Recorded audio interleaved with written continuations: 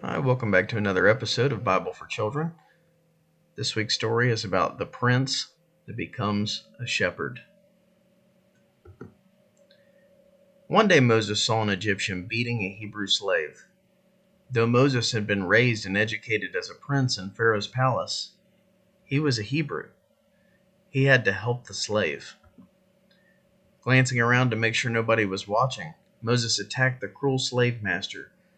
In the fight which followed, Moses killed the Egyptian quickly, and he buried the body. The next day, Moses saw two Hebrews fighting. He tried to stop them. One said, "Will you kill me as you killed the Egyptian?" Moses was afraid. Everybody knew about yesterday. Pharaoh knew. Moses had to escape. He went to a country called Midian. While Moses rested by a well, the 7 daughters of the priest of Midian filled the troughs to water their father's flock. Other shepherds tried to push them aside. Moses protected and helped the women. "You're home early, Reuel," the girl's father exclaimed. When the girls explained why, he said, "Bring the man here." Moses lived with Reuel, who was also called Jethro. Later, Moses married Reuel's oldest daughter. Back in Egypt, Pharaoh died. God's people, the Hebrews, were still slaves. How they groaned in their sufferings. How they prayed for God's help. God heard their prayers. Moses did not know it, but God planned to use him to help the enslaved Hebrews. 40 years had passed since Moses left Egypt. He was shepherd of Reuel's flock, but he must have missed his own people in Egypt. One day Moses noticed a nearby bush on fire, but the fire did not burn the bush. Moses decided to find out why.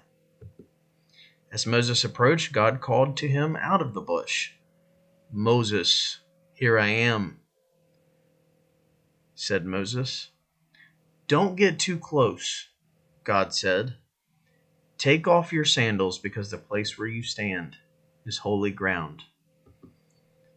"I will send you to Pharaoh to bring my people out of Egypt," God said. But Moses was afraid to go. Then God showed Moses his great power.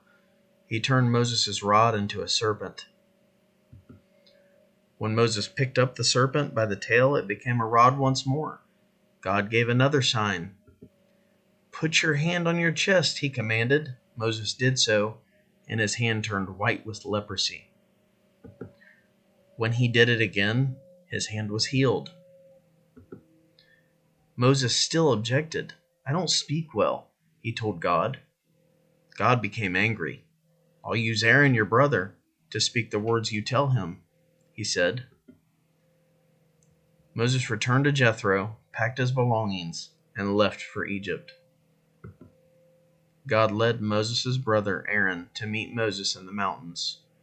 Moses told Aaron all about God's plan to set the Hebrew people free from the Egyptians. Together, they carried the news to the Hebrew leaders. When Moses showed the signs to the Hebrew elders, they knew God would help them. Together they bowed in worship. Bravely, Moses and Aaron went to the Pharaoh. "God says, 'Let my people go,'" they told him.